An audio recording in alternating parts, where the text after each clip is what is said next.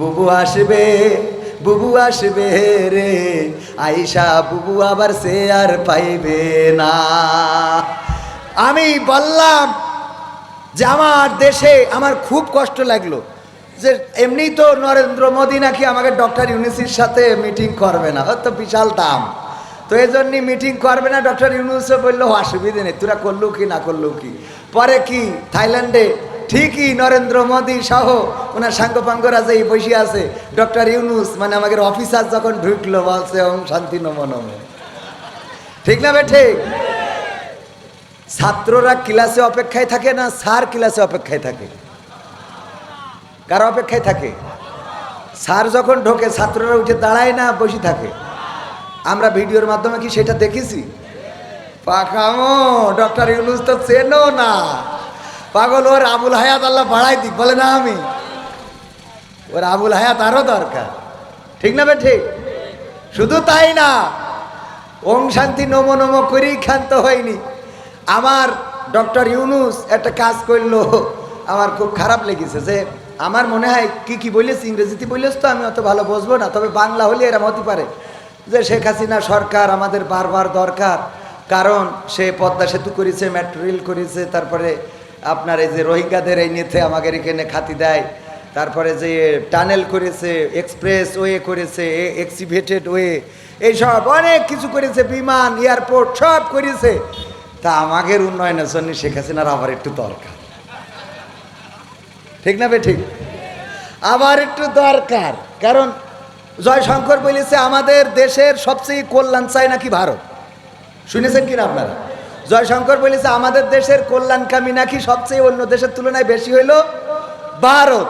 এই জন্যই আমার কথা হইলো, যদি এত কল্যাণকামী হোস তাহলে আমাদের দেশে যেই নেত্রী এত উন্নয়ন করলো, ওর আব্বা দেশ দিয়ে গেল, সেই নেতৃত্বরা নিয়ে গেলি কোন আন্দাজ?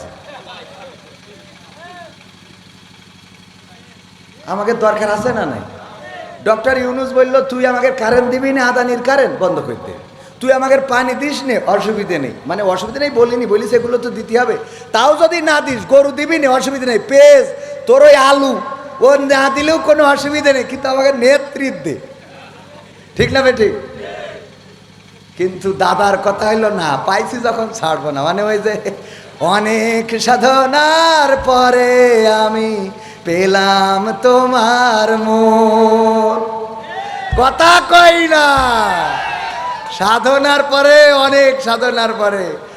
হ্যাঁ, সময় তো আর 5 মিনিট আছে, 11টার মধ্যে না, অনেকের পরীক্ষা আছে, যুবকরা আসছে, তো আর কথা না বাড়ানো ঠিক হবে। 5 মিনিটে মোনাজাত করে দিই। হ্যাঁ না, এই কয় খেলা হবে বাবা রে। আমার আবার একটা জিনিস যে আমার এই ছোট মাহফিল হইলে আমার আবার ওয়াজ ভালো হয়।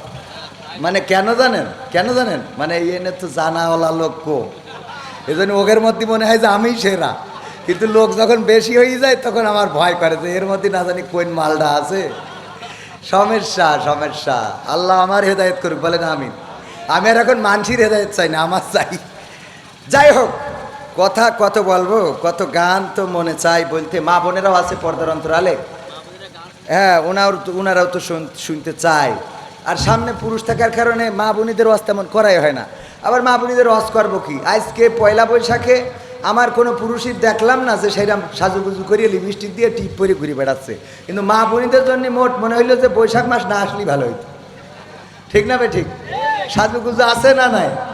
আরে বাবা, আছে মানে কি, লিপস্টিক মাইরি আবার এমনি তার কাটার বেড়া, কালো করি আবার এমনি তার কাটার বেড়া দেখেছে, এইটা হইলে সীমানা বর্ডার, এনতে বেনাপোলের শুরু। আরে বাবা, মেকআপ করেছে তো করেছে, এমন করা করেছে যে চামড়া ফরিয়াদ করে, আল্লাহ আমার অপরাধটা কি? আমার তো একটা মান সম্মান আছে, আমার তুমি আল্লাহ কালো বানাইছাও তাই বলে এত ঢাকবে? কথা কয় না, ওর একটা মান সম্মান আছে না? চামড়া ঢেকিস তো ঢেকিছে, আবার এনে সুন্দর করে একটা লাল মারি থই। হ্যাঁ হ্যাঁ, দেখি আর বাবা যুবকরা দেখি মনে করে এইটা ছাড়া আর কোনো রাস্তা নাই। তারপরে এইবার বিয়ে করে এই নে পাশের রাতে ঘুমটা খুলি, কয় আমার জীবনের অনেক সাধনা ছিল, আমি সেটা পেয়েছি। আর সকালে কি বলে? বলবো? সকালে ওদের ঘটে এরকম, এই যে একজন বিয়ে করার পরে একটা আইফোনের 16 প্রো ম্যাক্স বক্স নিয়ে গেছে আমাদের জিকরগাছা বিউটি পার্লারের মালিককে দেওয়ার জন্য। বলছে আমার এটা কিসের জন্য নিয়ে আসছেন? বিউটি পার্লারের মালিক বলতেছে, কয় আপনি গতকাল নার্গিস বেগম নামের একটা মেয়ে সাজিয়ে দিয়েছেন। হ্যাঁ, বলে ওইটা আমার ওয়াইফ। ও আপনার ওয়াইফ? তো আপনি এটা আপনাকে গিফট করলাম, আইফোন 16 প্রো ম্যাক্স। তো ও তো আনন্দে বাবা, এত দামি জিনিস তো জীবনে কোথায়, প্রায় 2 লাখ টাকা দাম, খুব খুশি। পরে গিফট বক্স খুলি দেখে কি এর আইফোন 16 প্রো ম্যাক্স, ওর মধ্যে রয়েছে নোকিয়া 1100 গাডার মারা। শুধু গাডার মারা না, আবার ওই গাডারের নিচ দিয়ে এরকম একটা সিরকুট লিখে মারি থিয়েছে যে এখন কেমন লাগে এখন। কারণ গতকাল রাত্রে তুমি যেই মালডারে সাজাই আমারে দিছিলা, ওইটা তো বাসর রাতি ঘুমটা তুলি দেখি যে পরিমণির খেলায় তবু সকালে গোসলের পরে তো দেখি যে নোকে 1100 বাটন দুটো খাওয়া, গাডার মারা, বাটনেও কাজ করছে না।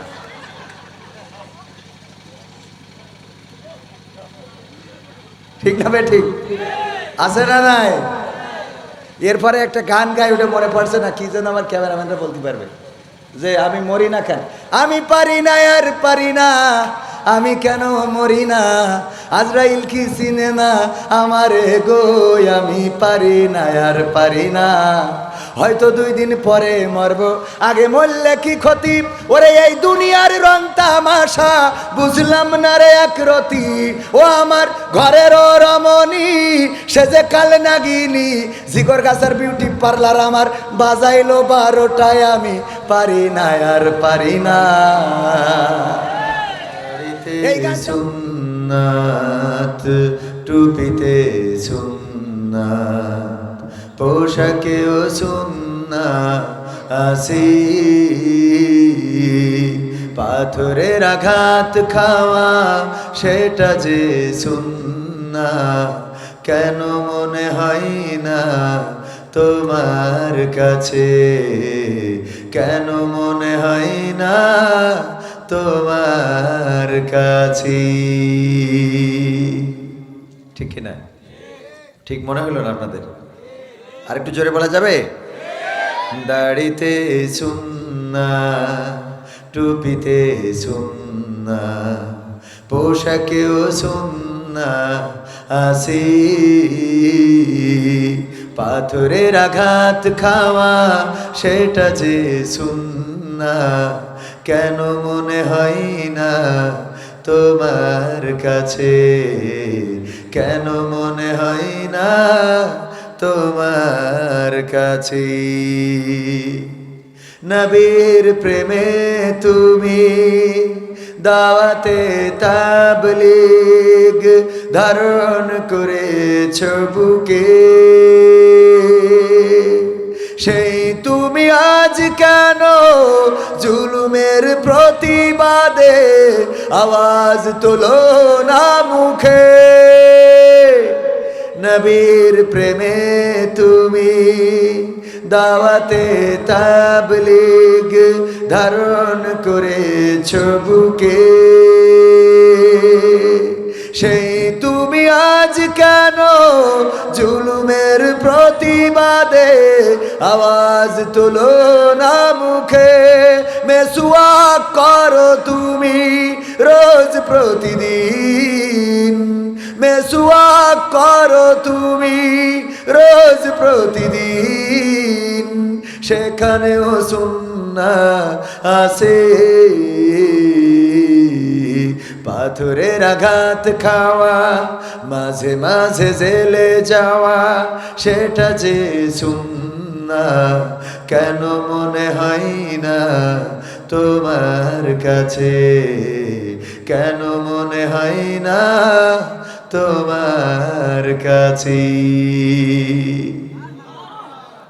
মিলাদুন নবীতে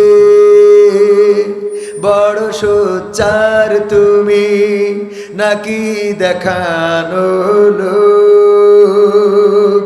সেই তুমি জানলে না আমার রাসূল ছিলেন সফল রাষ্ট্রনায়ক। ঠিক না বেঠিক? আপনাদের কষ্ট হয়ে যাচ্ছে? আওয়াজ দেয়া যাবে ঠিক না বেঠিক? মিলাদুন নবীতে বড় সোচ্চার তুমি নাকি দেখানো লোক, সেই তুমি জানলে না আমার রাসূল ছিলেন সফল রাষ্ট্রনায়ক। ওহুদের ময়দানে দাঁত ভাঙা ঘটনা, ওহুদের ময়দানে দাঁত ভাঙা ঘটনা তোমার কিতাবে কি আছে? পাথরের আঘাত খাওয়া, মাঝে মাঝে রিমান্ডে যাওয়া, সেটা যে সুন্নাহ কেন মনে হয় না তোমার কাছে? কেন মনে হয় না তোমার কাছে? ঠিক বললাম না বেঠিক বললাম? এখানে স্টেজে যাদেরকে দেখছেন, আমার মাহবুবুর রহমান ভাই উপজেলা কর্ম পরিষদ সদস্য, জীবনে জেল খেটেছেন, মামলা আছে ছিল। আমার সাইফুল ভাই মামলা আছে, কারাগারে নির্যাতন সহ্য করেছেন। এমনি ভাবে ইসলামী আন্দোলনের নেতাকর্মী যারা আছে জেল খেটেছেন, জুলুম নির্যাতন সহ্য করতে হয়েছে। সর্বশেষ অনেকের ফাঁসিতে ঝুলে এই পৃথিবী থেকে বিদায় নিতে হয়েছে। বলেন ঠিক কিনা? আর একদল আছে যারা সুন্নাহ মানে, মেসওয়াক করে, দাড়ি রাখে, টুপি পরে, পাঞ্জাবি জুব্বা গায়ে দেয়, ছোট্ট ছোট্ট চুন্না, ভাত খাওয়ার শেষে মিষ্টি খাওয়া সেটাও ছাড়ে না। কিন্তু আমার ফিলিস্তিনের ভাইয়েরা মরছে, একটা দিন রাজপথে তাদের কোনো ভূমিকা আছে না? নাই, তাদের জন্য দোয়াও করতে চায় না। ওগো আমার ভাইয়েরা, ইসরায়েল শুধু ফিলিস্তিনি দখল করছে না, আজকের খবর হলো সিরিয়াতেও তারা হামলা শুরু করেছে, সিরিয়াও দখলে নিতে চায়। মুসলমানেরা ঘুমায়, অলস অলস সময় পার করে মুসলমানেরা, এতটাই অলস হয়ে গেছে। ওই একটা শ্রেণী কক্ষে যেমন টিচার বলেছিল তোমাদের মধ্যে অলসকে হাত উঁচু করো, আমি পুরস্কার দেব, সবাই হাত উঁচু করেছে, একজন করে নাই। বলল কি ব্যাপার, তোমার কি পুরস্কারের দরকার নাই? যারা অলস সবাই তো হাত উঁচু করেছে পুরস্কারের জন্য, তুমি করো নাই কেন? কয় স্যার ওইটা করে কিনা, ওইটা করে কিনা? তার মানে অলস কোনটা? মুসলমানদের অবস্থা এইটা। রাজপথে থাকবে কে? মিছিল করবে কে? মিটিং এ যাবে কে? আজকে পহেলা বৈশাখ পালন হয়েছে, আমার যুবকেরা তরুণের আগে পহেলা বৈশাখে পান্তা ইলিশ দিয়ে শুরু করতো, বিভিন্ন নাচ গান ডিজে বাজাতো। আরে এবার কিন্তু সেটা তেমন একটা হয় নাই, ঠিক না? আছে না? সেটা তো নাই, বরং ফ্যাসিবাদের মূর্তি দেখানো হয়েছে। ওই মূর্তি বানানোকে কেন্দ্র করে আবার আগুন লাগিয়েছিল কোন আল্লাহর বান্দা, পরহেজগার, ওলিয়া উলিয়া, রাতের অন্ধকারে যে আগুন লাগিয়েছে। এখন প্রতিটা মিছিলে মিছিলে ফ্যাসিবাদের প্রতিকৃতি আছে না নাই? যারা অন্যায় করবে, জুলুম করবে, তাদেরকে এইভাবে আল্লাহ পৃথিবীতে তারা বেঁচে থাকতেই দেখে গেল। লাঞ্ছনা কাকে বলে? ঠিক না ঠিক? লাঞ্ছনা কাকে বলে? তারা পৃথিবীতে থাকতেই দেখে গেল।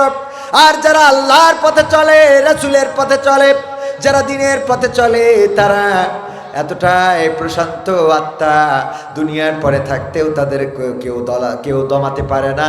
দুনিয়ার পরে থাকতে তাদের কোনো দুশ্চিন্তা গ্রাস করে না, দুনিয়ার পরে থাকতে তারা দুশ্চিন্তাগ্রস্ত হয় না, আর মারা যাওয়ার সময় নিশ্চিন্তে মারা যায়। বলেন ঠিক কিনা? প্রমাণ আছে না নাই? মতিউর রহমান নিজামী রাহিমাহুল্লাহ নাম শুনেছেন কিনা? কে ছিলেন? বাংলাদেশ জামাত ইসলামীর মুহতারাম সাবেক আমির মতিউর রহমান নিজামী হাফিজাহুল রাফি রাহিমাহুল্লাহ বললেন, ও আমার সন্তানেরা, আমি ফাঁসির কাস্টে যে ঝুলবো, আমি কি পরে যাব? লুঙ্গি পরে যাব নাকি পায়জামা পরে যাব? আমার কবর দেওয়ার জন্যে পাবনা সাথিয়াতে যাবে কে? তোমাদের মাকে সাথে নিও না, অনেক দূরের রাস্তা, জার্নিতে ক্লান্ত হবে, অসুস্থ হয়ে পড়বে। সুতরাং তোমাদের মাকে সাথে নিও না। কবর খনন করার জন্য কারা যাবে? আমার দাফন কাফনের জন্য ঢাকা থেকে কারা যাবে, এমন ভাবে সুন্দর করে নিশ্চিন্ত মনে এমন কথা বলতে পারে, তারা আর কেউ নাই, তারা আর কেউ নয় যারা আল্লাহর কাছে নিজেদেরকে নিবেদন করে দেয়, যারা বলে ইন্না সালাতি ওয়া নুসুকি ওয়া মাহইয়ায়া ওয়া মামাতি লিল্লাহি রাব্বিল আলামিন। যারা বলে আল্লাহ আমার সালাত, আমার কুরবানি, আমার জীবন, আমার মরণ সব আল্লাহর রাস্তায়, তোমার রাস্তায় বিশ্ব প্রতিপালক, তুমি তোমার কাছে আত্মসমর্পণ করে দিলাম, তোমার জন্য নিবেদন করে দিলাম। তারা যদি জেলে যায় তাও তাদের দমাতে পারে না, তারা যদি ফাঁসিতে চলে তাও তাদের কান্না ঝরে না, তারা যদি নির্যাতনের মধ্যে পড়ে তাও আত্মসমর্পণ করে না, তারা যদি জীবন প্রাণঘাতীর সম্মুখীন হয় তাও বাতিলের কাছে প্রাণ ভিক্ষা চায়, চেয়েছে। বরং তাদের চিন্তামুক্ত থাকার অন্যতম কারণ হলো আমার সাইফুল্লাহ বিন কুরবান ভাই, উনি তো থাকেন কোথায়? যশোরে। গরু পুষার তেমন তো রাস্তা নাই, কিন্তু আমার সাইফুল ভাই থাকেন গ্রামে, মাঝে মাঝে ধান কাটেন, পাট ধন জামাতের ইউনিয়ন আমির, মাঝে মাঝে ধান কাটেন, তারপরে পাট ধৌত করেন, নিজের কাজ নিজে করেন, অনেক কষ্ট করেন। দিনের জন্য যখন মাঠে যায় তখন কৃষক, যখন পাট ধোয় তখন একজন পাট ধৌতকারী, আবার যখন ইসলামী আন্দোলনের নেতৃত্ব দেয় তখন নেতা। আজকে ফিলিস্তিনের মিছিলে স্লোগান দিয়েছে তখন উনি একজন স্লোগানদাতা। এমনি ভাবে ইসলামী আন্দোলনের নেতা কর্মীরা যেখানেই যাবে সেখানেই সব জায়গায় পারফরমেন্স ভালো করবে, এটাই তো ঠিক, বলেন ঠিক না বেটি? আর পারফরমেন্স ভালো না খারাপ ইসলামী আন্দোলনের নেতা কর্মীদের? দুইটা মন্ত্রণালয় দিয়েছিল, সেই দুইটা মন্ত্রণালয় আলহামদুলিল্লাহ কোনো দুর্নীতি কি পাওয়া গেছে? আমার সফর সঙ্গীদের মধ্যে দুইজনের নাম তো বারবার বলি, কিন্তু আরো দুইজন আছেন, আমার মোহাম্মদ ভাই ছোটবেলার আমার ক্লাসমেট, আজকে এসেছে, বললো তোমার সাথে যে আসা হবে এটা তো কল্পনাও করি নাই, তো আসছে। কিন্তু দুঃখজনক, স্বাস্থ্য এত বেশি যে উঠার পরে আমার টায়ার বাস্ট, গাড়ি পাংচার হয়েছে। তো উনার একার দোষ না, কারণ আরো 4 জন ছিল। আমার ভাই একটু স্বাস্থ্য বেশি। আর আমার বিএনপির নেতা গঙ্গানন্দপুর ইউনিয়ন আমার লাকি ভাই, উনি বিএনপি হইলেও আমাদের প্রতি অত্যন্ত পজিটিভ, অত্যন্ত মানে বলা যায় যে বিএনপি জামাত ইসলাম। আলহামদুলিল্লাহ, উনিও খুবই মানে ইসলামের জন্য 5 ওয়াক্ত নামাজি এবং ইসলামের জন্য, কোরআন হাদিসের জন্য, মাদ্রাসার জন্য, মসজিদের জন্য নিবেদিত প্রাণ। এই যে আমার পাশে একটু হাত উঁচু করলে দেখতে পাবেন, বিএনপি করেন কিন্তু ইসলামের সাথে, ইসলামী আন্দোলনের সাথে, ইসলামী আন্দোলনের কর্মীদের সাথে সর্বাত্মক সহযোগিতা ওনার আছে। আল্লাহ রাব্বুল আলামিন আমাদের এই ভাইদেরকে হায়াতে তাইয়্যিবা নসিব করে দিন, বলেন আমিন। তো আমার সাইফুল ভাই গরু পালন করে, এই গরু একটার খাইতে দেওয়ার জন্য মাঠে ছেড়ে দিয়ে এসেছে, কিন্তু আমার সাথে সফরে আসার কারণে বাড়ি ফিরতে দেরি হয়ে যাবে, 11টার পরে বাড়ি ফিরবে। গরু মাঠে খাইতে যেয়ে ওই গরু যেখানে খাইতে দিছিল পাশে ছিল একটা বন, জঙ্গল থেকে একটা বাঘ বের হয়েছে। বাঘ বের হওয়ার পরে গরুরে দিয়েছে দৌড়ানি, গরুরে ধরার জন্য যখন বাঘ দৌড়ানি দিয়েছে, গরু দৌড়ায়, বাঘও দৌড়ায় গরুর সাথে। বাঘের সাথে কি গরু দৌড়ায় পারবে? পারলো না, পারবে না। এই চিন্তা করে গরু চিন্তা করলো এখন মেধা খাটাইতে হবে, যেহেতু দৌড়াইয়ে পারা যাবে না, কি করা যায়? পাশে ছিল একটা কাদাওয়ালা জমিন, কাদাওয়ালা জমিনে দিয়েছে লাফ, 4টা হাত পা ওই কাদার মধ্যে ডেবে গেছে। বাঘও ধরার জন্য ওই গরু যখন লাফ দিয়েছে, বাঘও লাফ দিয়েছে। বাঘের দৌড়ের গতি ছিল বেশি, এই জন্য গরুরে রেখে 3 হাত সামনে যেয়ে পড়েছে, কারণ দৌড়ের গতি তো বেশি। তো ও 3 হাত সামনে, ওরও 4 হাত পা কাদার মধ্যে কি ডেবে গেছে। যাওয়ার পরে গরু কোনো টেনশন ছাড়া পাওয়ার পরে পা তুলে দিয়ে আমার মোহাম্মদ ভাইয়ের মতো পান খাচ্ছে। পান তো না, মানে জাবর কাটায় না আর কি। আর বাঘ চিন্তা করছে আমি কি করি বের হব, কাদার মধ্যে থেকে ছুটাছুটি, মানে নিজের হাত পা খুব টানাটানি করতেছে, কোনো লাইন হয় না। গরুর দিকে খালি তাকায়া দেখে শালা জাবর কাটে। কয় শালা তুই তো মানুষই না। আমার আবার এই শব্দগুলো না বলাই ভালো, মানে আমার এই হয়ে যায়, এটা এই হয়ে যাওয়াটা বন্ধ করে দিতে হবে। আল্লাহ আমার হেদায়েত করুন, বলে না আমিন। মানে দিন যত যাচ্ছে, আমি বলছিলাম যে আজকেও আমার একজন ভাইকে ইবনে সিনা হাসপাতালে বলছিলাম যে আগে শার্ট প্যান্ট পরে বেরোইতে পারতাম, কিন্তু এই বছর আর শার্ট প্যান্ট পরারও কোনো রাস্তা নাই। মানে দিন যত যাচ্ছে তত শার্ট প্যান্ট পরা তো হারাম না, কিন্তু মানে পরিবেশ, সামাজিকতা, বর্তমান সিচুয়েশন আমাকে আর শার্ট প্যান্ট এগুলার পরতে দিচ্ছে না। তো এই জন্য আমি যে কথাগুলো বলি এই কথাগুলো আসলে সময় আসছে যে আর বলা হবে না, যে সময় আসছে সেই কথাগুলো আর বলা যাবে না। তো যাই হোক, এখন মানে বাঘের তো মেজাজ খারাপ হয়ে গেছে, এই জন্য এই কথাটা বলেছে আর কি, ধরে নেন যে শালা তুই তো মানুষই না কেন। বা গরু বলছে ভাই ক্যা কি হয়েছে, কি হয়েছে মানে এই কাদার মধ্যে তুই দিলি লাভ,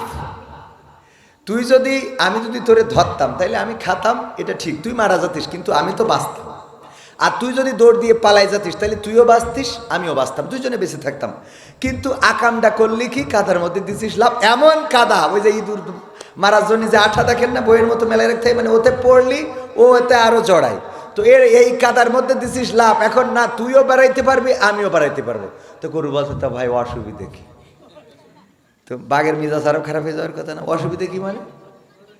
বলছে কোনো অসুবিধা এই কাজ নেই, আমার দুঃখ হইল যে এই বিপদের মধ্যে আমি যখন চিন্তায় আমার টেনশন বেড়ে যাচ্ছে, মানে চিন্তায় টেনশন বেড়ে যাচ্ছে আর কি, সেই সময় তুই জাবর কাটাচ্ছিস কই না আন্দাজ, এটা কদিন।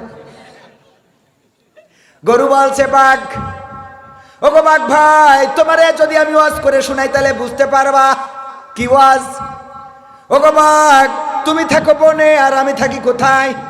আমি থাকি লোকালয়ে, আমি থাকি মানুষের মধ্যে, সমাজের মধ্যে। আমি একজন মানুষের গোলাম, আমি একজন মানুষের কাছে আমার মাথাটা নত করেছি। আমি সাইফুল ইসলামকে বলেছি ইন্না সালাতি ওয়া নুসুকি ওয়া মাহইয়ায়া ওয়া মামাতি লিল্লাহি রাব্বিল আলামিন। আমি আমার মালিক সাইফুলকে বলেছি, ওগো সাইফুল ইসলাম, আমি আমার নাঙল টানা, আমি আমার গাড়ি টানা, আমি আমার জোয়াল টানা, আমি আমার বাসুই দিয়া, আমি আমার দুধ দিয়া, আমি আমার বাসুর দিয়া সব তোমার জন্য কুরবানি করে দিলাম। আয়াতের অর্থ বুঝেছেন তো? গরু কি বলিছে? আমার নাঙল টানা, আমার জোয়াল টানা, আমার গাড়ি টানা। তুমি যদি বলো ডাইনে তাহলে আমি ডাইনে যাব, তুমি যদি বলো বামে আমি বামে যাব। এমনকি আমার সাইফুল আমার মালিক, উনি যদি আমার জবাই দেওয়ার জন্য নিয়ে যেয়ে খুঁটির সাথে বেঁধে রাখে, একটা গরুরে যেখানে কুপাবে ওই জায়গায় আমার বাইতে রাখলেও আমি বসে জাবর কাটাবো। কথা কয় না? ওখানে বসেও গরু জাবর কাটাই কিনা? কারণ ওর সন্তুষ্ট মানে মালিকের সন্তুষ্ট, মালিক সন্তুষ্ট মানে ও সন্তুষ্ট, ঠিক না বেঠিক? গরু নিবেদিত প্রাণ মালিকের কাছে সঁপে দিয়েছে, আত্মসমর্পণ করেছে, বলেছে ইন্না সলাতি ওয়া নুসুকি ওয়া মাহইয়ায়া ওয়া মামাতি লিল্লাহি রাব্বিল আলামিন। গরু বলিস আমার নাঙল টানা, জল টানা, গাড়ি টানা, এমনকি আমার যেদিন জবাই করি ভাগাই দিবা সব তোমার জন্য। এই জন্য গরুর টেনশন নেই। কেন টেনশন নেই? বলছো গো বাঘ ভাই, এই জন্যে আমার মালিক সাইফুল ইসলাম উনি মাহফিলে গিয়েছে কবির বিন সামাদের সাথে। রাত্রে বাড়িতে এসে গোয়াল ঘরে টস মেরে যখন দেখবে আমি নাই, তখন কি করবেন? উনি চলে যাবেন, আসবেন আমার খুঁজার জন্য মাঠের মধ্যে লাইট মেরে, যখন 5 ব্যাটারির লাইট মেরে খুঁজবে, খুঁজতে খুঁজতে কাদার মধ্যে আমারেও দেখবে তোমারেও দেখবে। দেখার পরে উনি ইউনিয়ন আমির, উনার সাথে বিএনপিরও সক্ষতা আছে, লাকি ভাইয়ের নেতৃত্বে আর উনার নেতৃত্বে মাহবুবুর রহমান সহ সব গড়ে এসে আমারে তুলে নিয়ে যাবে, আর তোমার এইখানে পিটাইয়ে কবর দিয়ে তারপরে বাড়ি যাবে। এইবার বলো আমি জাবর কাটাবো না তুমি কাটাবা? ঠিক না বেঠে? আমি জাবর কাটাবো এই জন্যই, কারণ আমি একজনের কাছে আমাকে সমর্পণ করে দিয়েছি, আমি আত্মসমর্পণ করেছি।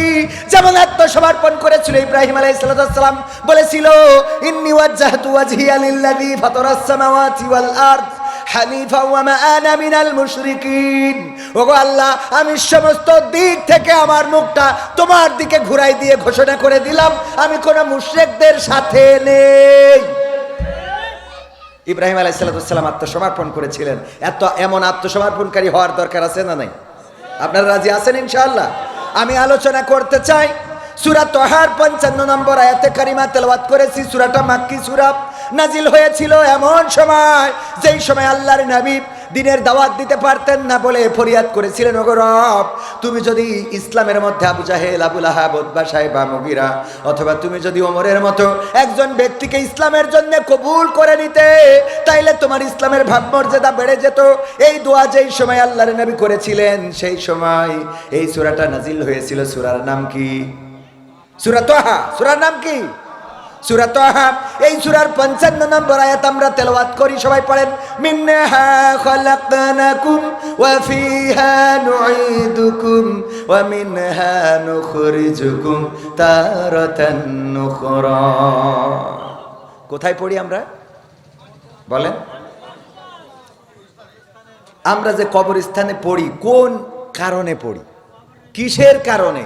ওই কবরস্থানের ওই মানুষটার এই আয়াতটা ওখানে পড়তে হবে কেন?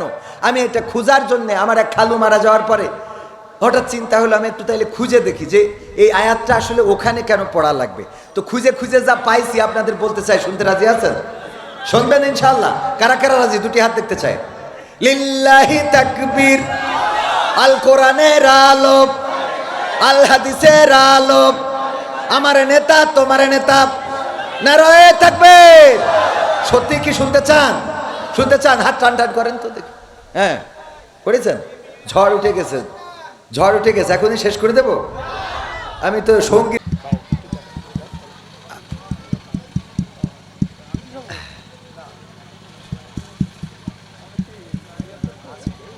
আমাদের মাহফিল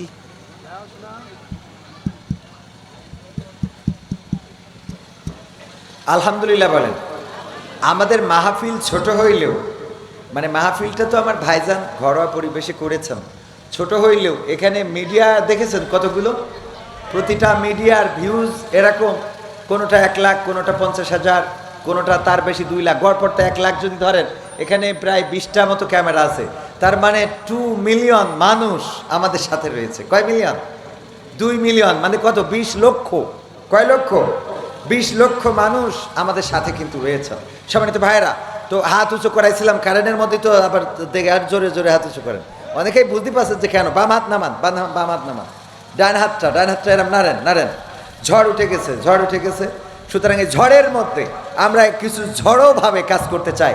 সেটা হলো হাতটা মুট করতে হবে, মুট করে নিজের পকেটে না থাকলে পাশের পকেটে ঢুকাই দেন। নিজের পকেটে যদি না থাকে তাহলে কি পাশের পকেটে ঢুকান। ঢুকায়ে যে যা পারেন, আজকে এই আয়োজনে একটু খরচ রয়েছে, এই খরচটা আমরা আমাদের কারা দেবে? আমরাই দেব। তো এই জন্যে আমিও ব্যক্তিগতভাবে আমি আল্লাহ বলেছি আইয়ুহাল্লাযীনা আমানু লিমা তাকুলুনা মা লা তাফআলুন, ওগো ইমানদারের এমন কথা বলো না যা তোমরা কাজে করো না।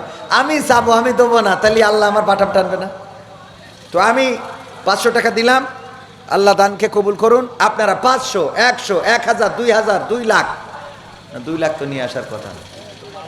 হ্যাঁ, আমার দোস্ত 200 টাকা, মোহাম্মদ আলী আমার দোস্ত, একসাথে আমরা লেখাপড়া করেছি, 200 টাকা দিয়েছেন। আল্লাহ দানকে কবুল করে নিন, বলেন আমিন। খুব তাড়াতাড়ি মা বোনেরা যারা আছেন, মহিলা প্যান্ডেল যেখানে, মা বোনেরা আপনারা আপনাদের বোরকায় তো এখন পকেট থাকে,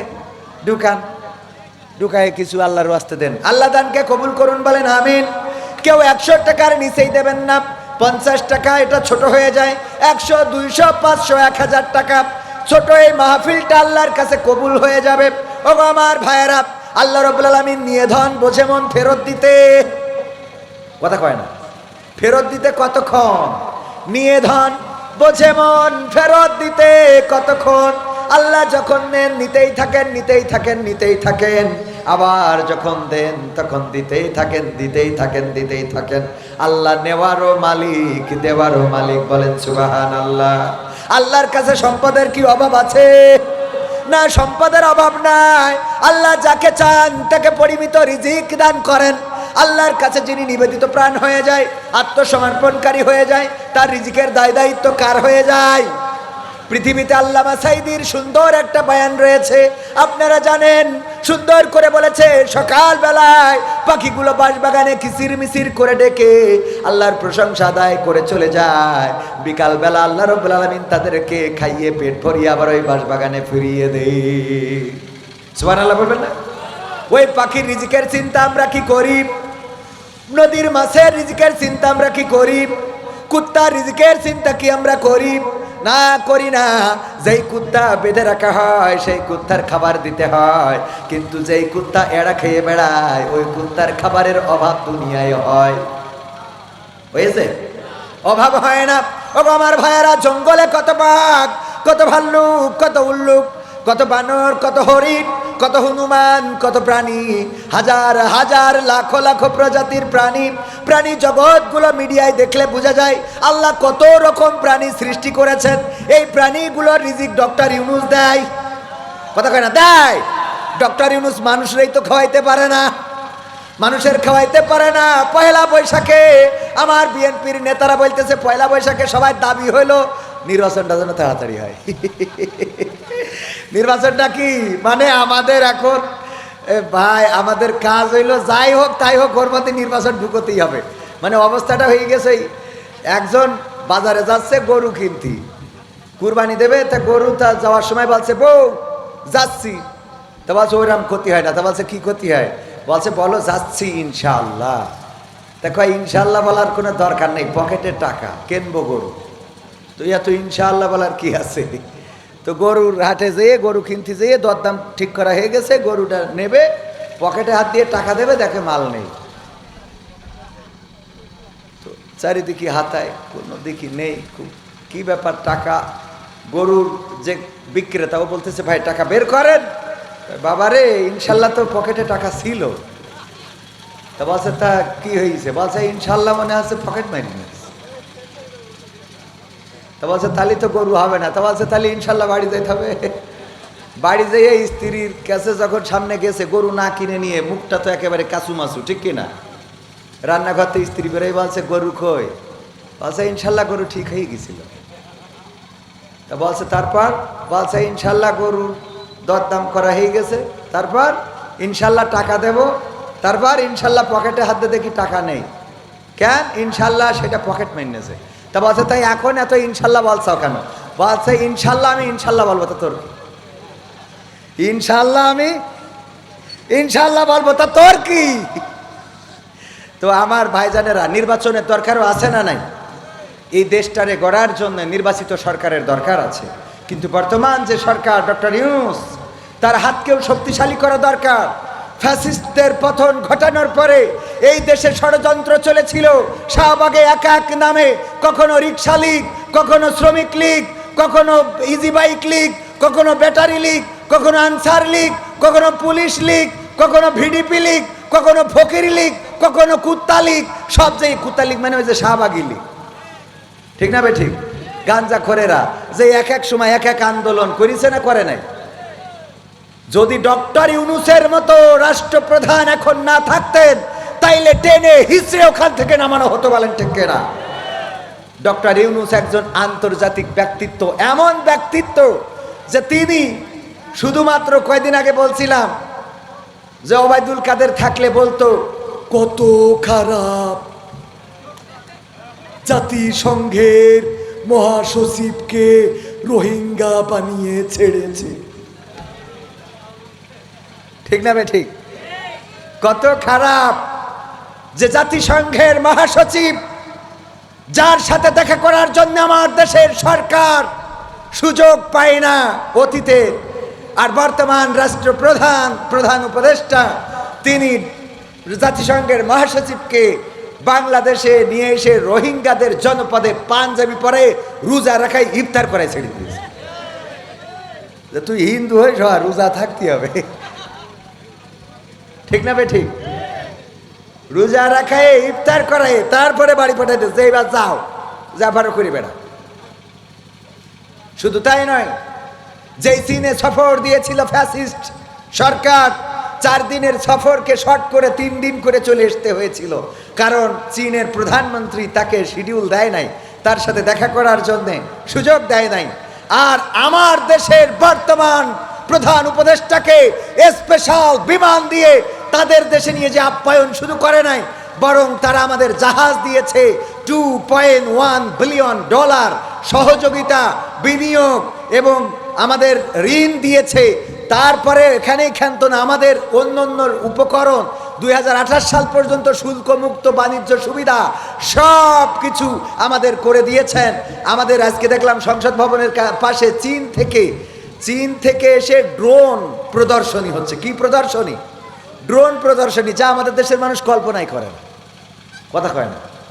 আমাদের দেশের মানুষ বিজ্ঞান নিয়ে কল্পনা করে, আমাদের দেশের মানুষ কল্পনা করে চার দোকানে চিনি কেন কম হয়ে গেল, ও আচ্ছা তোর টাকা দিই না, তুই চিনি আর একটু মেরি গুলাই দে, ও চিনি দিয়ে তা গুলাই নি খাই, এরও গোলমাল। এই গবেষণা চলে এইটা যে ওর দোকানে চিনি কম, এর দোকানে চিনি বেশি। এই ছাড়া আমাদের আর কিছু আছে বলেন? নাই, আমরা আর কিছু করি না ভাইয়েরা আমার। তো এই জন্য ডক্টর ইউনূসের সরকার বাংলাদেশে কিছুদিন দরকার আছে না নাই? কিছু সংস্কার দরকার, কিছু উন্নয়ন দরকার।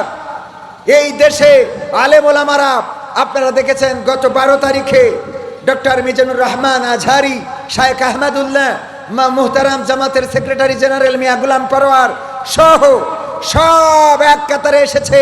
ওলামায়ে কেরামদের ডাকে বাইতুল মুকাররমের খতিব সহ দল মত নির্বিশেষে, কে চরমনাই, কে জামাত, কে আটরশি, কে ফুরফুরা, সব কিছু বলে যে একসাথে কাঁধে কাঁধ মিলিয়ে ওই ইসরায়েলের বিরুদ্ধে সোচ্চার কণ্ঠে প্রতিবাদ জানিয়েছে, যেটা আন্তর্জাতিক মিডিয়া শুধু নয়, ইসরায়েলের মিডিয়ায় পর্যন্ত স্থান করে নিয়েছে। বলেন ঠিক কিনা? এই ঐক্যবদ্ধ কি হতে দিত? শাপলা চত্বরে আমার হেফাজতের সাদা পাঞ্জাবিওয়ালাদের পাঞ্জাবিটা রক্তে রঞ্জিত করা হয়েছে, আমার ছাত্রদেরকে শহীদ করা হয়েছে, ওই শাপলা চত্বর রক্তে রঞ্জিত করা হয়েছে। শুধু তাই নয়, ইসলামী আন্দোলনের নেতা কর্মীদের রাজপথে তো নামতে দেয়াই হয় নাই, তাদেরকে ফাঁসির কাস্টে ঝুলিয়ে বিদায় করে দেওয়া হয়েছে। বাংলাদেশ জামাত ইসলামীকে নেতৃত্ব শূন্য করার জন্য সমস্ত নেতা কর্মীদেরকে পঙ্গু করে দেওয়া হয়েছে। আল্লামা সাঈদীর মতো এমন একজন মানুষকে 50 বছর যিনি কোরআনের খেদমত করেছেন, তাকে সর্বশেষ ইনজেকশন পুশ করে শহীদ করেছে। তারপরেও বাংলাদেশ থেকে ইসলাম মিটে যায় নাই। বলেন ঠিক কিনা? সম্মানিত ভাইয়েরা, সম্মানিত ভাইয়েরা, ইসলাম নিভে যাওয়ার জন্য আসে নাই, ইসলাম নিভিয়ে দিতে পারবে না। কারণ আল্লাহ রাব্বুল আলামিন বলেছেন, ইউরিদুনা লিইউতফিউ নূরাল্লাহ বিআফওয়াহিহিম আল্লাহু মুতিম্মু নূরিহি ওয়ালাউ কারিহাল কাফিরুন। আল্লাহ বলেছে ওরা চায় মুখের ফুৎকার দিয়ে দ্বীনের আলোকে নির্বাপিত করে দেবে, কিন্তু আমি আল্লাহ চাই ইসলামের আলোকে প্রজ্বলিত করে রাখবো, যতই তাদের কলিজার মধ্যে জ্বালা পোড়া হোক না কেন। বলেন সুবহানাল্লাহ। সংবিধানে রাষ্ট্র ধর্ম ইসলাম আছে বলে তোমার কেন জ্বলে রে বন্ধু, তোমার কেন জ্বলি? শয়তানে জ্বালে কি আগুন তোমারই বগলে, তোমার কেন জ্বলে রে বন্ধু, তোমার কেন জ্বলি? ইসলাম হলো শান্তির ধর্ম, আছে সুবিচার, অন্য ধর্মের প্রতি কভু করে না বিচার। মিলেমিশে থাকার কথা, মিলেমিশে থাকার কথা দিয়েছেন নবী বলে, তোমার কেন জলের ঠাকলা, তোমার কেন জলি? আছে নিষেধ ধর্ম নিয়ে করা বাড়াবাড়ি, না জানিলে কিতাব খুলে দেখো তাড়াতাড়ি। যার ধর্ম সে করবে পালন, যার ধর্ম সে করবে পালন, কোরআনেতে বলে তোমার কেন জলের মশালা, তোমার কেন জলি? আগে জ্বলতো না, জ্বলতো না। ইসলাম রাষ্ট্র ধর্ম রাখা হবে না, আর আল্লাহ বলল তোদেরকেই রাষ্ট্রে রাখা হবে না। ঠিক না বেঠে? ওবায়দুল কাদের কাকা থাকলে আর একটা কাজ করতেন। কি করতেন জানেন? অনেকেই ভাবে শেখ হাসিনা পালিয়ে গিয়েছে, শেখ হাসিনা পালাই না, শেখ হাসিনা হিজরত করেছে। কি করেছে? আমি তো আকর্ষণ, ঠিক কি না? এখানে কি লেখা লেগেছে? উনি বলেন যে আমি আপনাদের আমলের কথা শোনাইতে পারবো না, কারণ আমার আমলের অবস্থা ভালো না, আমার আমলের অবস্থা ভালো না। কিন্তু আমি কিছু ইমান জাগানিয়া কথা বলতে পারবো, যেটাতে আপনার ইমান জাগ্রত হবে। আমার কথা না, কার কথা? মামুনুল হকের কথা। আর আমার কথা ওর থেকে আর এক লাইন বেশি। সেটা হলো, মানে আমি আমলের কথাও বলতে পারবো না, এলেমের কথাও বলতে পারবো না, কারণ আমার আমলেও ঘাটতি আর এলেমে তো বাকি পড়ে গেছে। বিষয়টা বলতে পারিছেন? কিন্তু আমি কিছু আকর্ষণের কথা বলতে পারবো, যেটা হয়তো আমার যুবকদের ভালো লাগতে পারে, আমার তরুণদের, কিশোরদের। ওরা এই যে ওই বাইরের দাঁড়ায় আছে, এখানে দাঁড়ায় আছে, দেখেন ওরা বসবে না, দাঁড়ায় থাকবে, ওদের ভালো লাগছে, ওরা এখান থেকে যাবেও না। অনেকেই আছে আমার যুবকেরা খুব ভালোবাসে, কলিজা দিয়ে ভালোবাসে। আর আমিও যুবকদেরকে মহব্বত করি। যুবকদেরকে মহব্বত করতেন রাসূল সাল্লাল্লাহু আলাইহি সাল্লাম, জানেন কি না?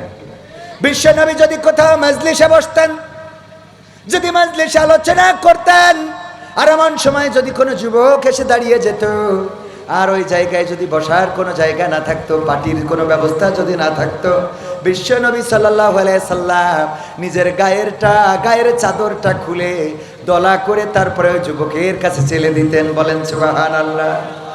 যুবকদের কাছে ছেলে দিতেন, ওগো যুবকেরা, এই আমার গায়ের চাদরটা বিছিয়ে বসে পড়ো। যুবকেরা ওই চাদরটা নিয়ে বুকের সাথে জড়িয়ে ধরতো আর বলতো, গো রাসূল, এই রাসূলের চাদরে কি বসা যায়? রাসূলের চাদর তো নিচে দেয়া যায় না, বরং বুকের মধ্যে রাসূলের চাদরটা শোভা পায়।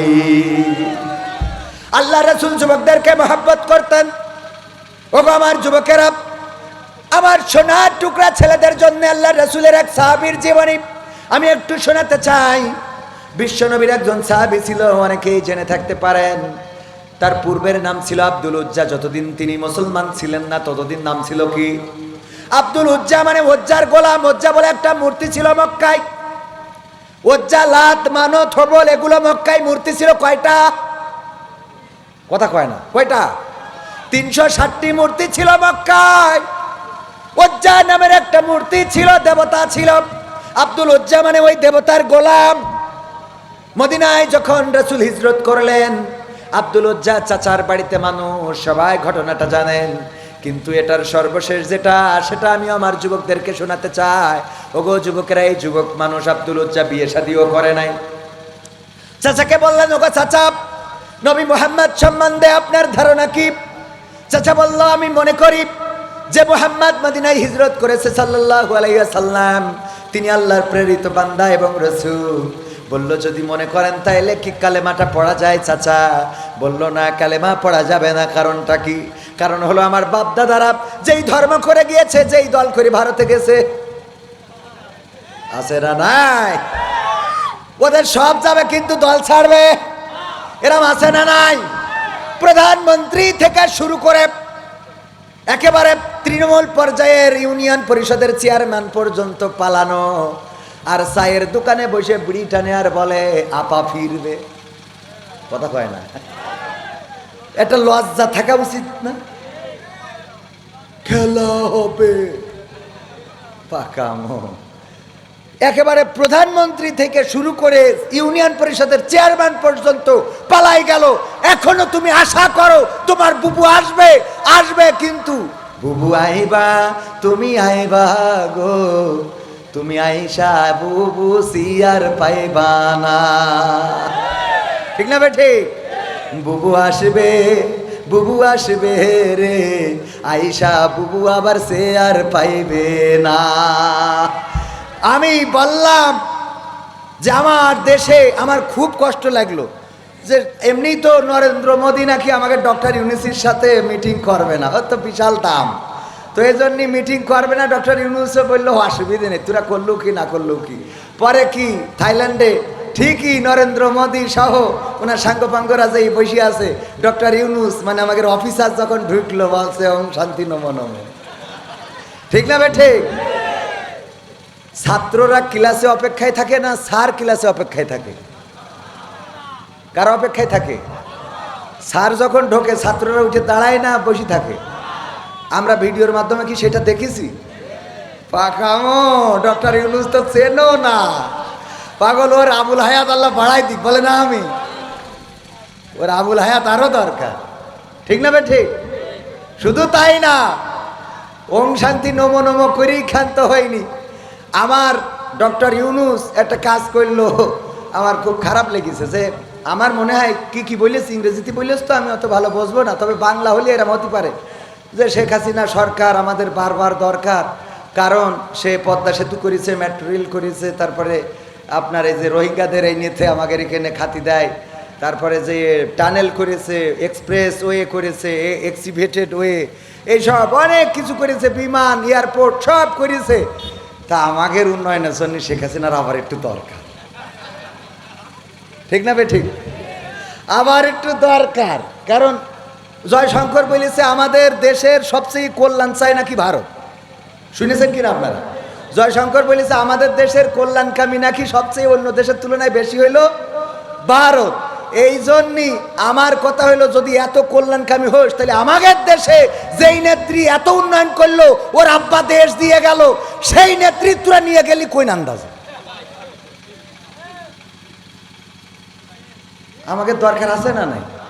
ডক্টর ইউনুস বললো তুই আমাকে কারেন্ট দিবি না, আদানির কারেন্ট বন্ধ করতে, তুই আমাকে পানি দিস নে, অসুবিধে নেই। মানে অসুবিধা নেই বলিনি, বলি সেগুলো তো দিতে হবে, তাও যদি না দিস গরু দিবি না, অসুবিধা নেই, পেঁয়াজ তোর ওই আলু ও না দিলেও কোনো অসুবিধা নেই, কিন্তু আমাকে নেতৃত্ব দে, ঠিক না ঠিক?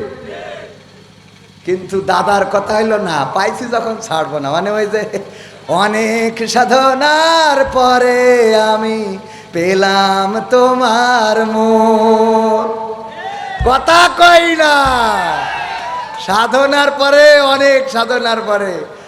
হ্যাঁ, সময় তো আর 5 মিনিট আছে, 11টার মধ্যে না অনেকের পরীক্ষা আছে, যুবকরা আসছে, তো আর কথা না বাড়ানো ঠিক হবে। 5 মিনিটে মোনাজাত করে দিই। হ্যাঁ না, এই কয় খেলা হবে বাবা রে। আমার আবার এই একটা জিনিস যে আমার এই ছোট মাহফিল হইলে আমার আবার ওয়াজ ভালো হয়। মানে কেন জানেন? মানে এনে তো জানাওয়ালা লোক কম, এই জন্য ওদের মধ্যে মনে হয় যে আমিই সেরা, কিন্তু লোক যখন বেশি হয়ে যায় তখন আমার ভয় করে যে এর মধ্যে না জানি কোন মালটা আছে। সমস্যা। আল্লাহ আমার হেদায়েত করুক, বলেন আমিন। আমি আর এখন মানসির হেদায়েত চাই না, আমার চাই। যাই হোক, কথা কত বলবো, কত গান তো মনে চাই বলতে। মা বোনেরাও আছে পর্দার অন্তরালে, হ্যাঁ ওনারাও তো শুনতে চায়। আর সামনে পুরুষ থাকার কারণে মা বোনীদের ওয়াজ তেমন করাই হয় না। আবার মা বোনীদের ওয়াজ করবো কি? আজকে পয়লা বৈশাখে আমার কোনো পুরুষই দেখলাম না যে সেইরকম সাজুগুজু করিয়ে লিপস্টিক দিয়ে টিপ পরে ঘুরে বেড়াচ্ছে। কিন্তু মা বোনীদের জন্য মোট মনে হইলো যে বৈশাখ মাস না আসলেই ভালো হইতো, ঠিক না ঠিক? সাজুগুজু আছে না নাই? আরে বাবা, আছে মানে কি, লিপস্টিক মাইরি আবার এমনি তার কাটার বেড়া, কালো করি আবার এমনি তার কাটার বেড়া দেখে যে এইটা হইল সীমানা বর্ডার, এনতে বেনাপোলের শুরু। আরে বাবা, মেকআপ করেছে তো করেছে, এমন করা করেছে যে চামড়া ফরিয়াদ করে, আল্লাহ আমার অপরাধটা কি?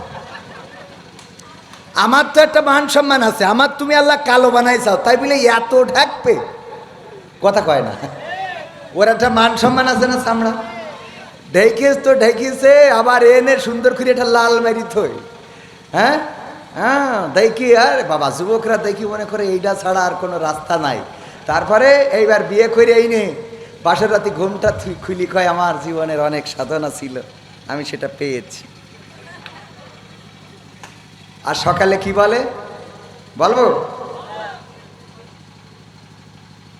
সকালে ওদের ঘটে এরকম, এই যে একজন বিয়ে করার পরে একটা আইফোনের 16 প্রো ম্যাক্স বক্স নিয়ে গেছে আমাদের জিকর কাছা বিউটি পার্লারের মালিককে দেওয়ার জন্যে।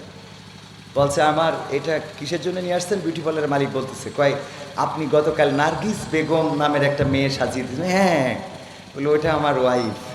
ও আপনার ওয়াইফ? তো আপনি এটা আপনাকে গিফট করলাম, আইফোন 16 প্রো ম্যাক্স। তো ও তো আনন্দে, বাবা এত দামি জিনিস তো জীবনে কোথায়, প্রায় 2 লাখ টাকা দাম, খুব খুশি।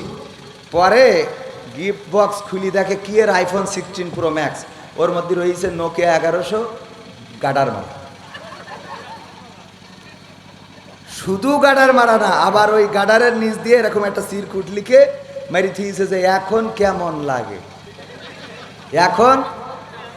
কারণ গতকাল রাত্রে তুমি যেই মালডারে সাজাই আমারে দিছিলা, ওইটা তো বাসর রাতে ঘুমটা তুলি দেখি যে পরিমণির খেলায় তো সকালে গোসলের পরে তো দেখি যে নোকে 1100, বাটন দুটো খাওয়া, গাডার মারা, বাটনেও কাজ করছে না।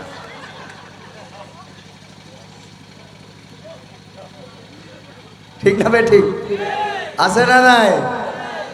এরপরে একটা গান গাই, ওটা মনে পড়ছে না কি যেন, আমার ক্যামেরাম্যানরা বলতে পারবে যে আমি মরি না কেন, আমি পারি না আর পারি না, আমি কেন মরি না, আজরাইল কি চিনে না আমারে গো, আমি পারি না আর পারি না, হয়তো 2 দিন পরে মরবো, আগে মরলে কি ক্ষতি, ওরে এই দুনিয়ার রং তামাশা বুঝলাম না রে একরতি, ও আমার ঘরের রমণী সে যে কাল নাগিনী, জিগর গাছের বিউটি পার্লার আমার বাজাইলো 12টায়, আমি পারি না আর পারি না।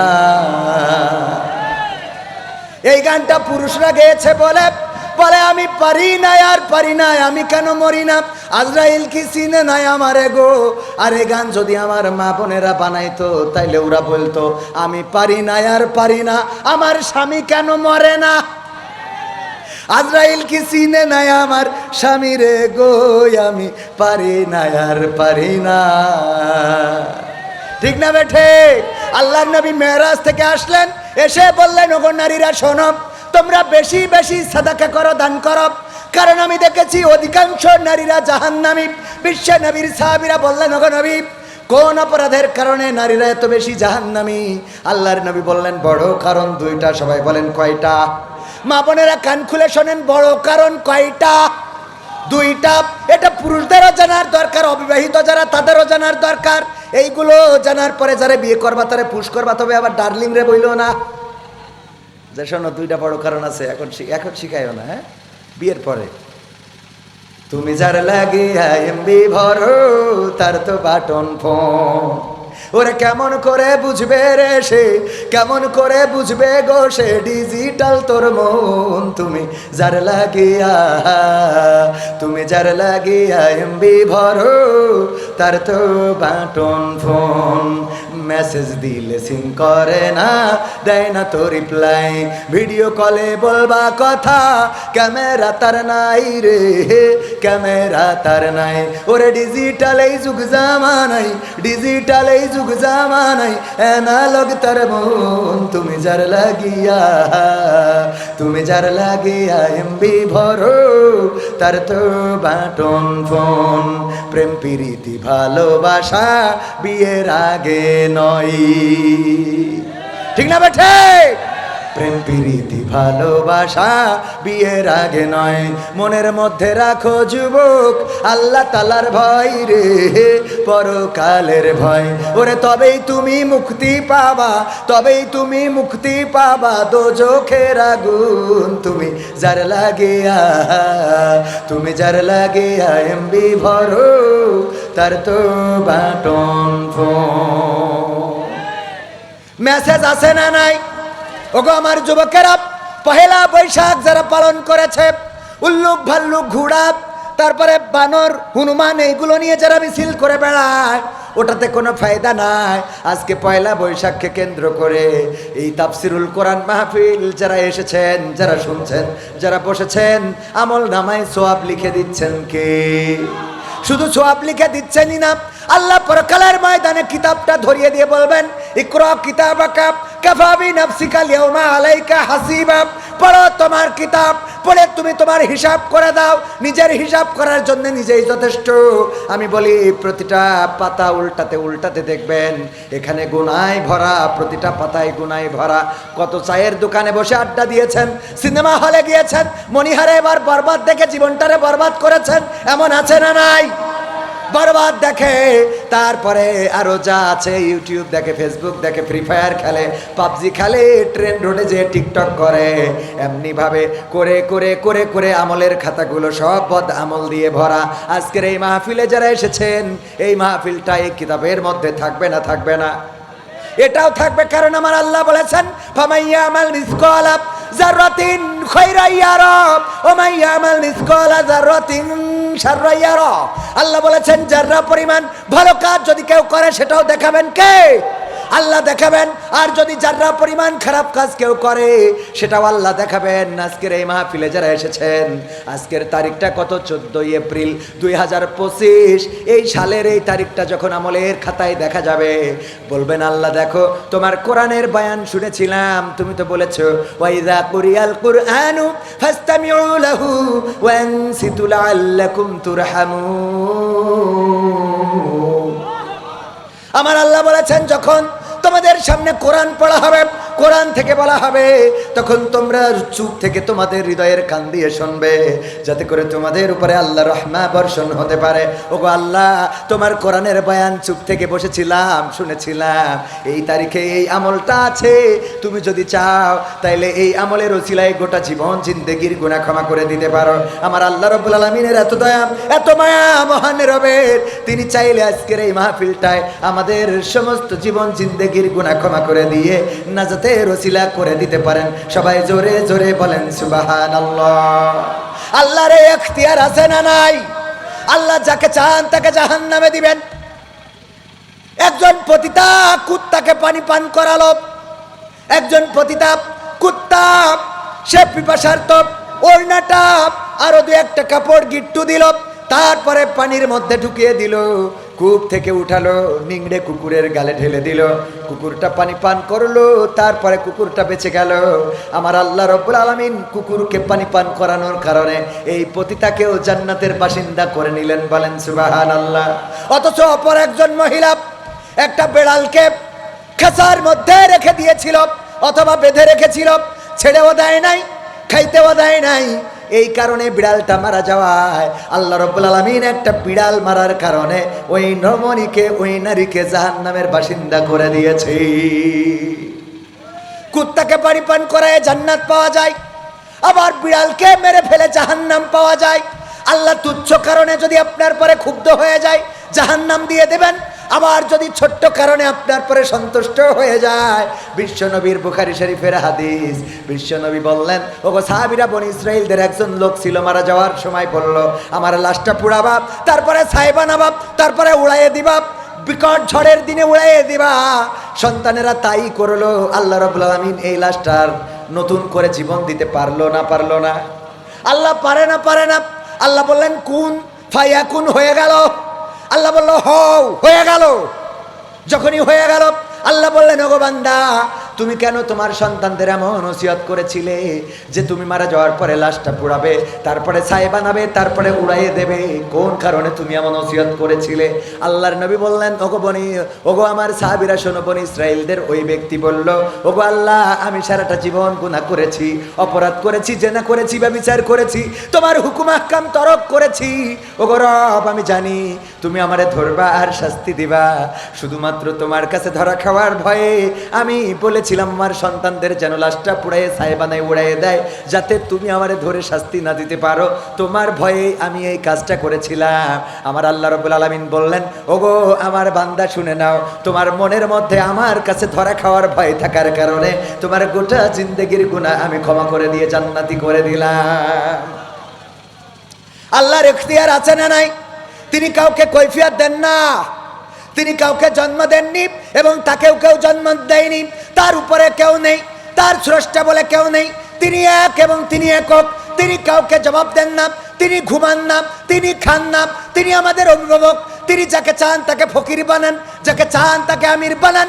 প্রমাণ যদি নিতে চান, যেই শেখ হাসিনা বলল 41 সালের আগে ক্ষমতা ছাড়বে না, যেই শেখ হাসিনা বলল যে আমরা 41 সাল তো ছাড়বই না, বরং ওই চেয়ারে বসে বলেছিল পদ্মা সেতু থেকে ডক্টর ইউনূসকে টুস করে ফেলে দেবে।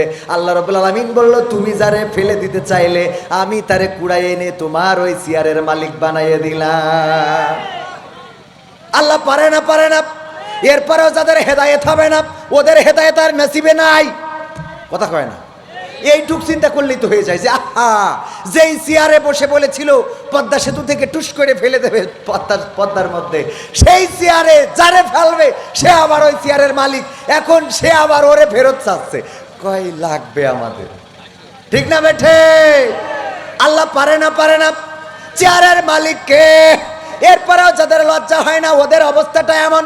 মাহমুদুল হাসান জিহাদি আমার বাবার সময়ের বক্তা ছিলেন। সাতক্ষীরায় বাড়ি, মারা গিয়েছে নাগরদাড়িতে। আমার সাতক্ষীরার ব্যাংকার আছেন এখানে। সাতক্ষীরার মানুষ, উনি ওয়াজ করতে যেতেন, ছোটবেলায় আমরা শুনতে যেতাম। উনি বলতেন একবার ওয়াজ করে রাত্রে ফিরতেছে, দেখে লাউজনির ওই সমিলির সামনে ওই জায়গায় বসে একজন রাতি ওই যে প্রকৃতির কাজ সাইতেছে। প্রকৃতির কাজ বোঝেন তো, মানে পায়খানা করতেছে। পায়খানা করছে। মাহমুদুল হাসান জিহাদি বাইকে করে ওয়াজ করে বেড়াতেন।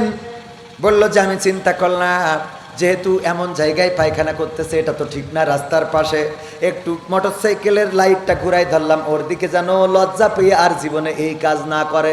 ও এত লজ্জা পেয়েছে যে লুঙ্গি তুলে মুখ ঢেকে চুপচাপ বসে আছে।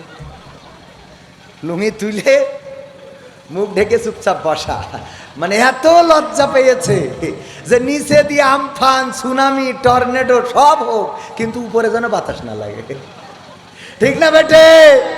এদের অবস্থা হলো সংসদের প্রধানমন্ত্রী থেকে শুরু করে সব চলে গেল, আর চায়ের দোকানে বসে বলেন নেত্রী ফিরবে। আবার অনেকেই যায় রাজপথে ঝড়ো মিছিল করে। আমি বলি 16টা বছর ক্ষমতায় ছিলে, 16টা মাস ধৈর্য ধরতে পারছাও না, কাটি কিন্তু একটাও থাকবে। কথা কয় না থাকবে? 16টা বছর ঘুমাতে দাও নাই, নির্যাতন করেছ, নিষ্পেষণ করেছ, জুলুম করেছ। আমার ইসলামী আন্দোলনের নেতা কর্মীদের হাতে হাত করা, পায়ে ডান্ডা বেড়ি, জানাজায় গিয়েছে, পায়ের ডান্ডা বেড়ি খোলা হয় নাই, মায়ের জানাজা, বাবার জানাজা, হাতে হাত করা। আরে পায়ে ডান্ডা বেড়ি, বৃদ্ধ মানুষ হাসপাতালে গিয়েছে, হাসপাতালের খাটের সাথে হাতের হাত করা, আর একটা হাত করা ওই খাটের লোহার সাথে। আপনাদের চোখের সামনে পড়েছে না পড়ে নাই?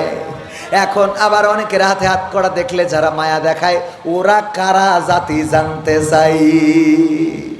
ঠিক না বেঠে? ওরা কারা? আল্লামা সাইদির জানাজা ঢাকা শহরে করতে দেয় নাই। যেই ঢাকা শহরের বাসিন্দা তিনি, যেই ঢাকা শহরে জীবনের অনেকটা সময় পার করেছেন, সেই ঢাকা শহরে জানাজা করতে দিল না। গুলি করে আমার ভাইদেরকে শহীদ করা হলো। আমি নিজেই আল্লামা সাইদির কবর খনন করার সুযোগ পেয়েছিলাম। আল্লামা সাইদির কবরে এই হাত দিয়ে লাশটা ধরে নামানোর সুযোগ পেয়েছিলাম। ও আমার ভাইয়েরা, ওই দিন যখন ফিরে আসি, বাগেরহাটে আমাদের গাড়িগুলো ভাঙচুর করা হলো। সাতক্ষীরায় আমাদের বাগেরহাটে আমাদের গাড়িগুলো ভাঙচুর করা হলো, আমাদের ভাইদেরকে রক্তাক্ত করা হলো। শুধু তাই নয়, খুলনার মিছিল এখন অনলাইনে আছে। খুলনায় আমার আল্লাহর ওলিরা মিছিল দিল। খুলনার ইহুদি দেলোয়ার হোসাইন সাইদি, বলেন নাউজুবিল্লাহ। কত বড় জাহেল! যেই মানুষটার হাতে অসংখ্য অসংখ্য পথহারা মানুষেরা পথের দিশা পেয়েছে, যেই মানুষের ওয়াজ শুনে, যেই মানুষের আলোচনা শুনে অসংখ্য বেধর্মী ইসলাম কবুল করেছেন, যেই মানুষের ওয়াজ শুনে দাড়ি কাটা মানুষেরা দাড়ি রেখেছেন, বেনামাজিরা নামাজ ধরেছেন, যেই মানুষটার কথা শুনে ইসলামী আন্দোলনের নেতা কর্মী যারা ছিল না, ইসলামী আন্দোলনের পথে এসেছে, সেই মানুষটাকে বলল খুলনার ইহুদি দেলোয়ার হোসাইন সাইদি। এই বলে তারা কবর দিতে দিল না। আল্লামা সাইদির কবর হয়েছে বাংলার জমিনে, এমনকি তার নাড়ি পোতা যেই জমিনে সেইখানে। কিন্তু আল্লাহর ওলি যারা মিছিল দিয়েছিল, তোমাদের কবরও হয়তো বাংলার জমিনে জুটবে না। ঠিক না বেঠে? বাংলার জমিনে তোমাদের কবরও হয়তো জুটবে না। এমপিরা সব কোথায় গেল? মন্ত্রীরা সব কোথায় গেল? কোথায় কাদের কাকা?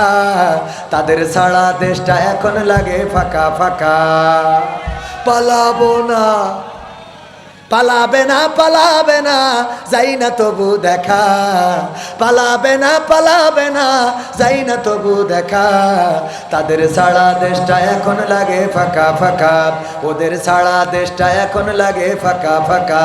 আইন মন্ত্রী আটকে গেল আইনের ফাঁকে, দাড়ি ছাড়া দরবেশের ভণ্ড ভণ্ড লাগে।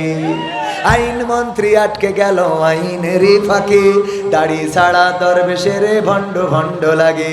শুনছি কত নেতা নেত্রী খাইতেছে ভাই ডান্ডা, বিচারপতি কালামানিকের ফাটিয়েছে আন্ডা। পলকের ঝলক গেল, পলকের ঝলক গেল থামিয়ে নেটের চাকা। তাদের ছাড়া দেশটা এখন লাগে ফাঁকা ফাঁকা, ওদের ছাড়া দেশটা এখন লাগে ফাঁকা ফাঁকা। কোথায় গেল, কই গেল সেই সংসদেতে মমতাজের গান? কোথায় গেল হযরত বলা স্বামী ওসমান? খেলা হবে, মনে আছে না নাই? আবার সংসদে আমার আপা মমতাজ আপা গান শোনাতো, পিতাকে নিয়ে, মাতাকে নিয়ে, বোনকে নিয়ে। আর যখন নেত্রী চলে গেল আমার মমতাজ আপা কোনো গান ডেলিভারি দিল না। ঠিক না বেঠে?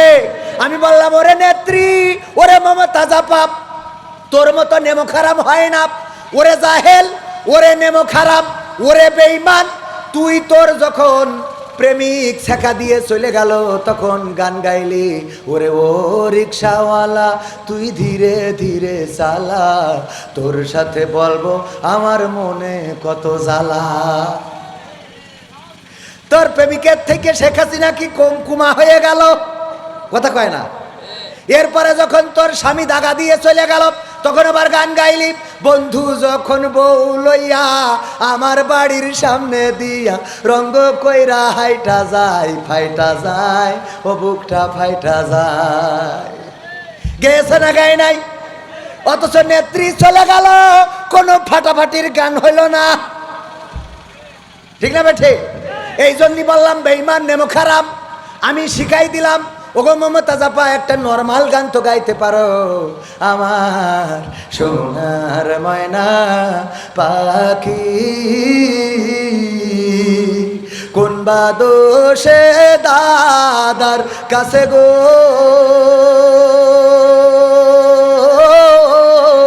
আমরা দেশে কেমনে থাকি রে আমার কলজের ময়না পাখি। গাওয়ার দরকার ছিল না? ছিল না? কিন্তু গাইল না। হয়তো বা গাচ্ছে, কি গাচ্ছে? ও আমার দরদি আগে জানলে, আগে জানলে তোর ভাঙা নৌকায় চড়তাম না, ভাঙা নৌকায় চড়তাম না, আর এই বিপদে পড়তাম না, ভাঙা নৌকায় চড়তাম না, আর এই বিপদে পড়তাম না। ওরে বর্ডারেতে খাইলাম ধরা, বিসিটাও তো পাইলাম না, আগে জানলে, আগে জানলে তোর ভাঙা নৌকায় চড়তাম না। কই গেল সেই সংসদেতে মমতাজের গান? কোথায় গেল হযরত বলা স্বামী ওসমান? ইনু মেনন্দি পুমনি আছে কারাগারে, বাপ করিলেও পাপ কখনো ছাড়ে কি আর তারে। কোথায় গেল স্পিকারের, কোথায় গেল স্পিকারের দৃষ্টি আঁকা বাঁকা? ওদের ছাড়া দেশটা এখন লাগে ফাঁকা ফাঁকা, তাদের ছাড়া দেশটা এখন লাগে ফাঁকা ফাঁকা। কোথায় গেল আরাফাত আর ব্যারিস্টার সুমন? কথা বলার সময় তারা করেনি ওজন। ওর বেচ্ছি টেকা দিমু, তোমরা খালি খাইলিবা। ঠিক না বেটে?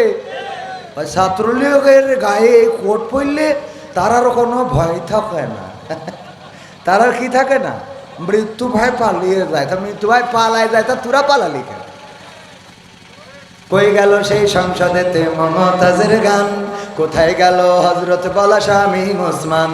ইনু মেনন্দি পুমনি, কই গেল সেই আরাফাত আর ব্যারিস্টার সুমন? কথা বলার সময় তারা করেনি ওজন। মুরগি কবির খাইছে ধরা, জাফর কোথায় আছে? গোপনে কি সেও গেল মোদি দাদুর কাছে? কোথায় গেল এ সালামের, কোথায় গেল এ সালামের কাড়ি কাড়ি টাকা? তাদের ছাড়া দেশটা এখন লাগে ফাঁকা। লাগে না? লাগে না? কেন লাগে? কারণ আগে যখন আমরা বেগুনি পাইতাম না, বেগুনের দাম বেড়ে গেল, সুন্দর করে নেত্রী শিখাই দিল যে তোমরা কুমড়ো দিয়ে বেগুনি বানাও। কুমড়ো দিয়ে কি বানাও? কুমড়ানি না বানায় কি বানাইতে কইছে? বেগুনি। তারপরে আবার যখন কাঁচামরিচের সংকট দেখা দিল,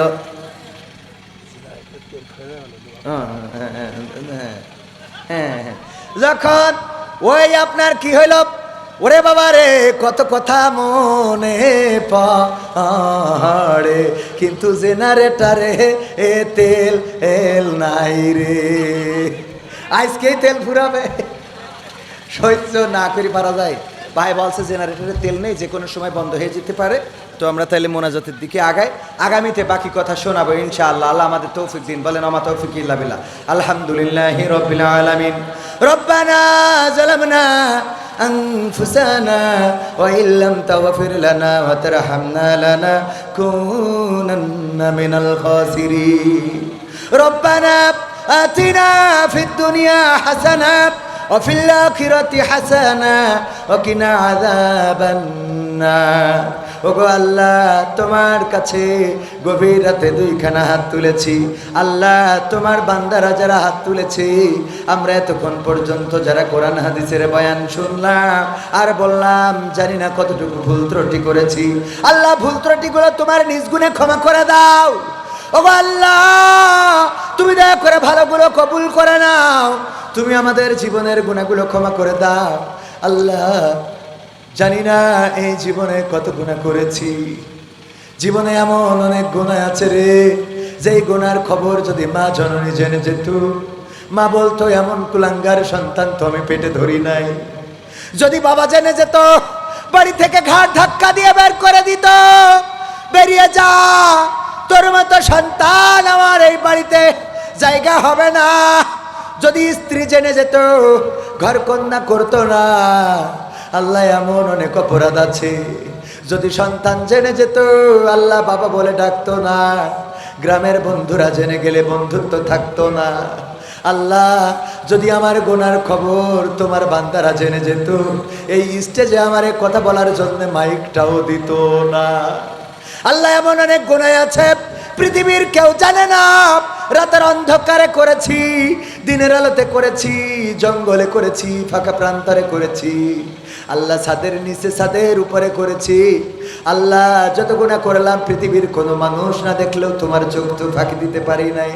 ওগো রব, তুমি দয়া করে আমাদের সকলের জীবন জিন্দেগির গুনাহ খাতা সমূহ মাফ করে দাও। আল্লাহ, তোমার কাছে হাত তুললেই মনে পড়ে যায় জনম দুঃখিনী মায়ের কথা। মা জননী যাদের নাই, চিরজনমের মতো বিদায় নিয়ে চলে গেল। আল্লাহ, কেমন আছে জানি না, কোন অবস্থায় রেখেছো জানি না। যেই মা আমাদের শীতের রাতে কম্বলটা আমাদের গায়ে টেনে দিত, যেই মা আমরা পিশাব করে ভিজিয়ে দিতাম, মা কোনোদিন খাট থেকে ছেলে নিচে ফেলে দেয় নাই। যেই মাকে কত কষ্ট দিয়েছি, মা কোনোদিন রেগে যায় নাই। যেই মা আমাদের যেখানে শোয়াতো, চারিপাশে থাকা পিঁপড়াগুলো টিপে টিপে মেরে দিত, যেন কোনো পিঁপড়া আমাদের কামড় না দেয়। যেই মা আমাদের জন্য ছোট্ট মশারিটা টানিয়ে রাখতো। আল্লাহ, ওই মা যাদের নাই, চলে গেল। গভীর রাতে বাড়িতে ফিরলে আর মা ডাক দেয় না, খোকা এত রাত পর্যন্ত কোথায় ছিলি রে বাবা? ওই মা যাদের চিরজন্মের মতো বিদায় নিয়ে চলে গেছে রে, আল্লাহ, মায়ের কবরটারে জান্নাতের বাগান বানাও। ওগো আল্লাহ, যাদের বাবা নাই, চিরজন্মের মতো বিদায় নিয়ে চলে গেছে, আমি বাবা হারা। আমার সাথে হাত তুলেছে আমার মাওলানা মাহবুবুর রহমান, অনেক বড় একজন বক্তা, আলেমে দ্বীন। সাথে হাত তুলেছেন গঙ্গানন্দপুর ইউনিয়ন আমির মাওলানা সাইফুল ইসলাম। আল্লাহ, উনারও বাবা নাই। আল্লাহ, হাত তুলেছেন আরো অনেকে। আমার লাকি ভাই হাত তুলেছেন, মোহাম্মদ আলী আমার বন্ধু মানুষ হাত তুলেছে, আমার সাইফুল্লাহ বিন কুরবান ভাই হাত তুলেছে। আল্লাহ, অনেকে হাত তুলেছে। কারো বাবা আছে, কারো বাবা নাই। বাবা হারাদের মধ্যে আমিও একজন। আজ 23টা বছর হয়ে গেল, বাবা বলে কাউকে ডাকতে পারি না। প্রতি বছর ঈদ আসে, নতুন জামা জুতা কিনা হয়, কিন্তু বাবার জন্য আর কাপড় কিনা হলো না। যেই দিন টাকা ছিল না, ওই দিন বাবা ছিল। যেই দিন পয়সা ছিল না, ওই দিন বাবা ছিল। যেই দিন খাবার ছিল না, ওই দিন বাবা ছিল। আল্লাহ, যেই দিন টাকা ইনকাম করা শুরু করলাম, ওই দিন বাবারে পাইলাম না। যেই দিন ঈদের বাজার করার সামর্থ্য ছিল না, ওই দিন বাবা ছিল। যেই দিন ঈদের বাজার করার মতো সামর্থ্য হইল, সেই দিন বাবারে কিনে দেওয়ার সৌভাগ্য হলো না। তুমি আমার মতো যারা বাবা হারা আছে, আল্লাহ, সকলের বাবার কবর জান্নাতের বাগান বানাও। আল্লাহ, জান্নাতে আব্বার সাথে দেখার তৌফিক আমাদের দান করে দাও। আল্লাহ কবরে কি অবস্থায় রেখেছো জানি না, কোন অপরাধের কারণে শাস্তি দাও কিনা জানি না।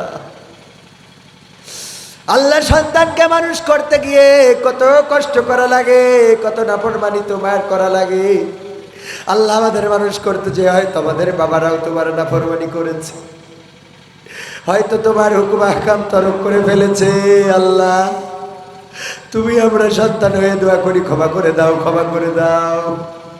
কবরটারে রিয়াজুল জান্নাত বানিয়ে দাও, পরকালে হাসরের ময়দানে আল্লাহ আমলনামাটা ডানে হাতে দিও, মিজানের পাল্লাটা ভারী করে দিও, ফুলসিরাতটা পার করে দিও, জান্নাতে একসাথে বসবাসের তৌফিক দিয়ে দাও। ওগো আল্লাহ, আমার সাথে হাত তুলেছেন কত মা বোন, আল্লাহ তুমি দয়া করে মা বোনদেরকে কবুল করে নাও, নেখায়াত দিয়ে দাও। আল্লাহ অসুস্থ থাকলে সুস্থতা দান করে দাও। ওগো আল্লাহ, নিঃসন্তানীকে সন্তান দান করে দাও। আল্লাহ সংসারে অশান্তি যাদের আছে দাম্পত্য জীবনে সুখ দিয়ে দাও। আল্লাহ আজিজুল ইসলাম ভাই ও কতিপয় যুবকেরা অনেক কষ্ট করে দোয়া মাহফিলের আয়োজন করেছে। আল্লাহ যুবকদের জন্যে আমি আব্দুল উজ্জা ওরফে আব্দুল্লাহ জুলবাজাদাইনের ঘটনাটা বলতে চেয়েছিলাম, অসমাপ্ত রেখে গেলাম। যদি আমার যুবকেরা আবার আয়োজন করে আবার এসে শোনাবো। যেই যুবকেরা পহেলা বৈশাখে ডিজে বাজাইলো না, যেই যুবকেরা এত কষ্ট করে দোয়া মাহফিলের আয়োজন করলো, আল্লাহ তুমি ওই যুবকদেরকে কবুল করে নাও। আল্লাহ মৃত হাসিবের জন্য দোয়া চেয়েছে, আল্লাহ কবরে কেমন আছে জানি না, কোন অবস্থায় রেখেছো জানি না। যে মারা যায় সে তো তার মতো কাঙাল আর কেউ নাই, যে কবরে চলে যায় তার মতো কাঙাল তো আর কেউ নাই। কেউ যদি সালাম পাঠায় পাইলো, একদিন তার কথা অনেকেই ভুলে যাবে। আমার হাসিব ভাই কবরে আছে, কবরটারে জান্নাতের বাগান বানাও। আল্লাহ আমার যুবকদেরকে মাঝ মুআজের সাথে কবুল করে নাও। ওগো আল্লাহ, আমার সাইফুল্লাহ বিন কুরবান আমার থেকে অনেক বড় আলেম, অনেক সুললিত কণ্ঠস্বর।